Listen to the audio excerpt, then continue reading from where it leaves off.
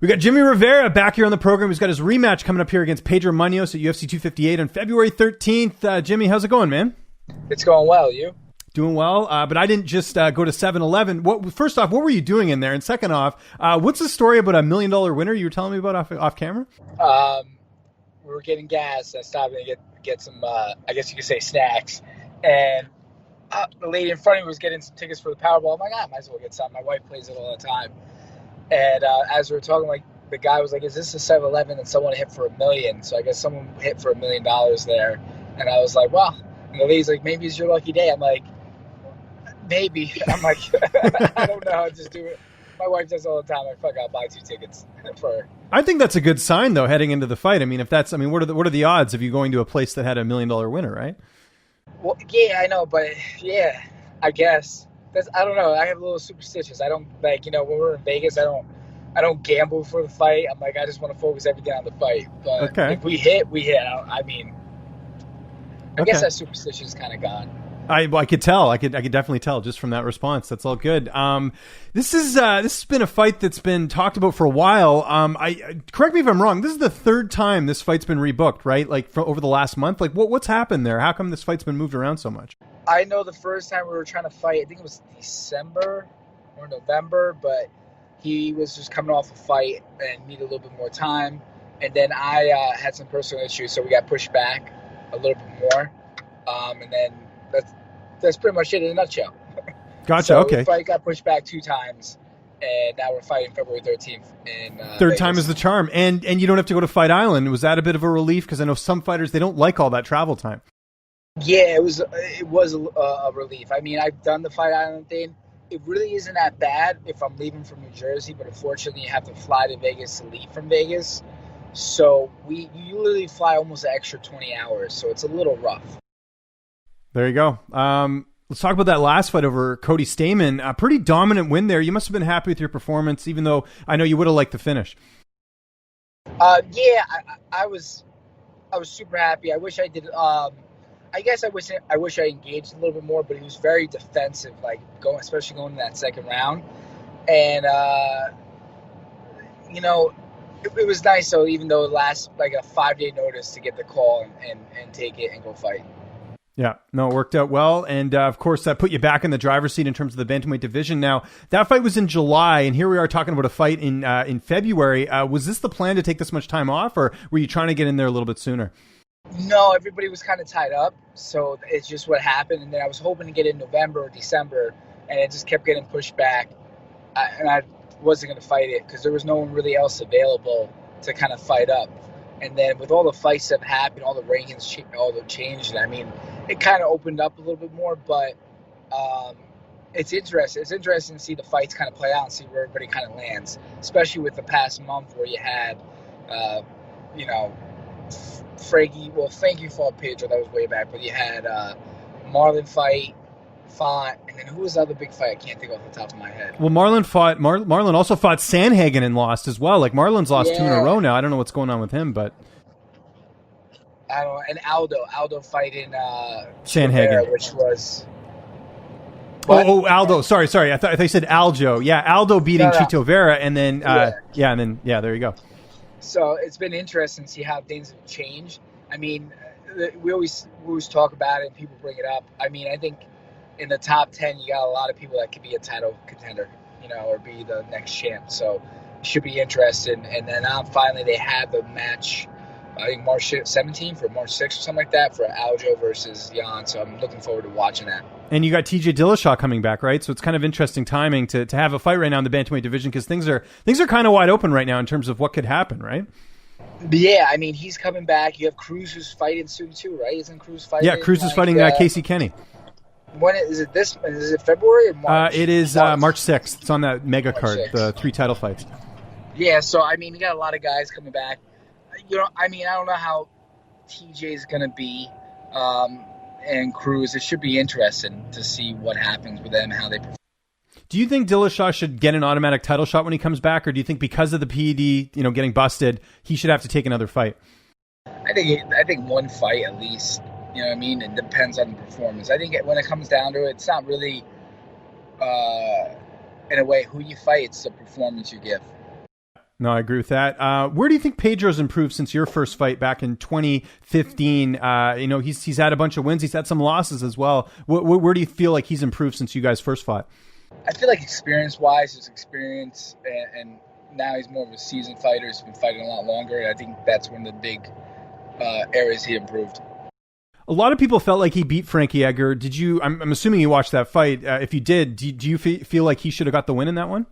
Yeah, I don't know how he did it. I think with the stats a little bit more that Frankie threw. It might have been, yeah, but just a tiny bit more. But then I feel like he led more significant strikes and controlled the cage the whole time. He had Frankie on the outside the whole time moving. So I actually thought he won the fight. I was surprised at the end of when they made the announcement of the winner. Is there a bit of a, oftentimes when you have a rematch, the guy who's won the first fight, a lot of people feel like that's a mental advantage. Do you buy into that as well? Does it give you more confidence knowing you already beat this guy? For me, I kind of treat it as I'm fighting him for the first time. So I don't really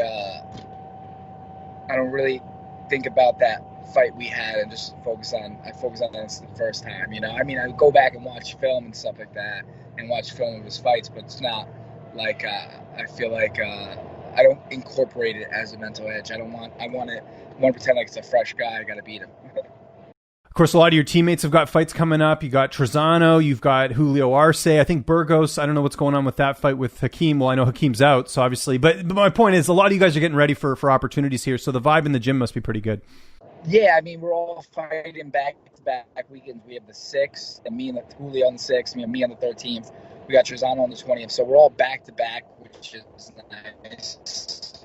Is there anyone in particular you train with a little bit more at Tiger Schulman's than others in terms of training partners? I would have to say probably Julio. We all train together, but if I train a little bit more, it'd be with Julio in general. We kind of just have a really fast-paced training mentality and just work. We both are workhorses and just work out a lot and push each other.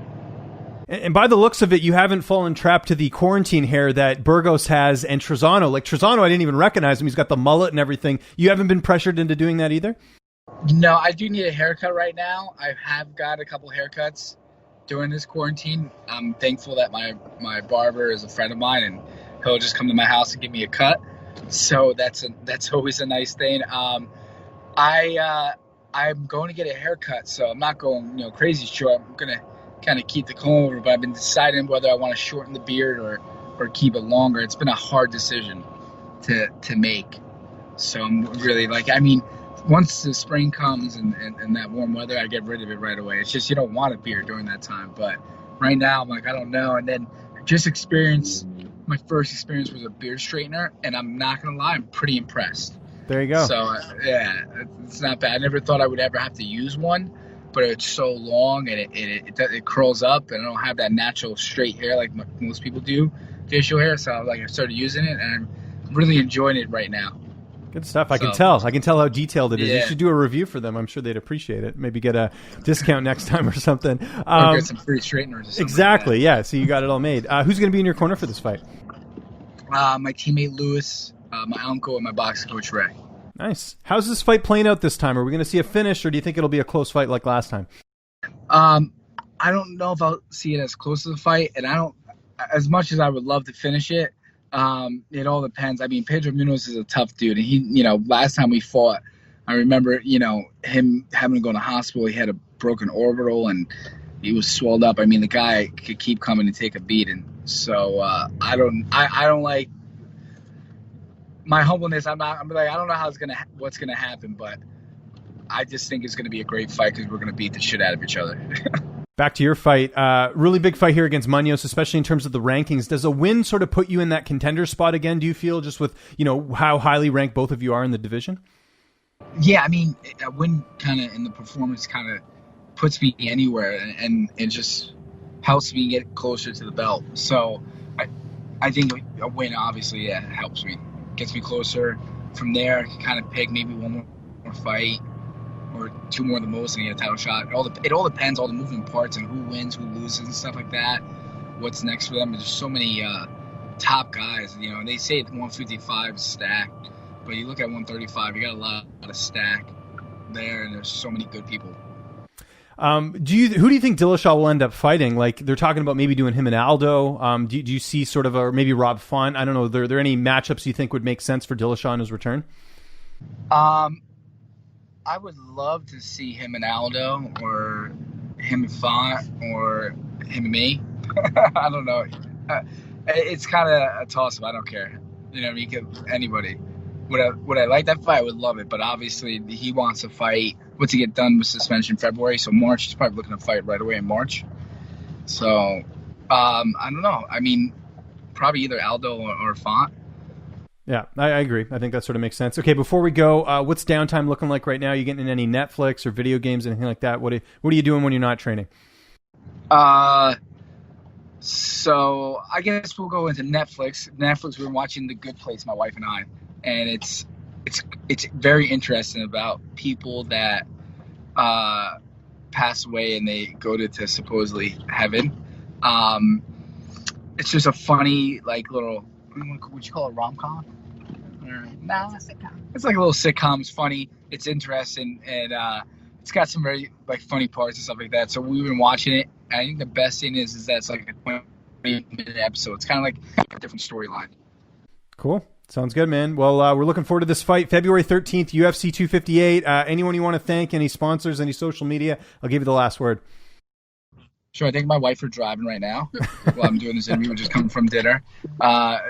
My sponsors, NutriBio, Ain't Clean Bro, Tire Showman's, like to thank all of them. Appreciate everybody, my training partners, everybody that comes in and helps me out and get ready for camp.